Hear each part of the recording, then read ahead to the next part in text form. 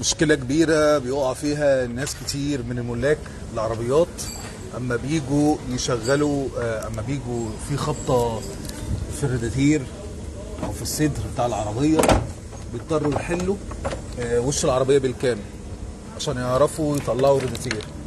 ولكن في تركايه صغيرة باشمهندس خالد هيقول لنا عليها. اهلا وسهلا. ازيك يا هندسة؟ الحمد لله. قول لي ازاي بتقدر تحل الراديتير بحيث ان احنا نفيد الناس. تمام. اللي هم ما يضطروش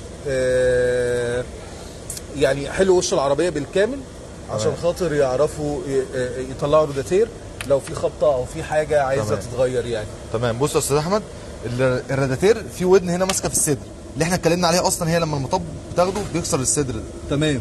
الودن دي بتبقى راكبه جوه في الصدر. حلو. وراكبه من هنا بمسمار. مسمار ايه بقى؟ المسمار ده نجمه توريكس 35. اسمه ايه؟ راكب جوه توريكس الانكي توريكس 35. الانكي توريكس 35. ده بيبقى مربوط من هنا ماسك الودن.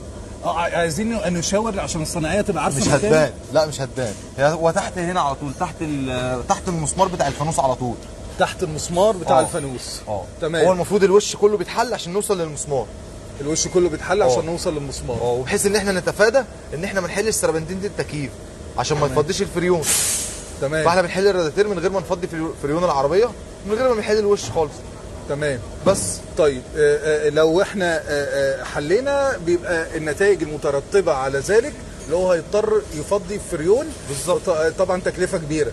بتبقى متوسط كام بقى التكلفه لو هو يعني من 800 ل 1400؟ فاحنا كده وفرنا عليهم 1400 جنيه مثلا. تمام. غير في حاجه ثانيه ممكن؟ غير طبعا وفرنا حل وقت ثمن المصنعيه. لا وكمان ثمن المصنعيه فك وتركيب الصدر. وكمان المقاسات ساعات ما بتبقاش متظبطه قوي، بيبقى مثلا اكسدام في ودن مكسوره، اول ما بنحل طبعا ما بتتظبطش. تمام. فبنرجع بقى نشوف ايه العيب ونصلحه. فاحنا بنتغاضى عن كل ده، بنسيبها زي ما هي، انا بس بنحل الراديتير. شكرا يا هندسه وجزاك الله خيرا. العفو. شكرا لكم جميعا.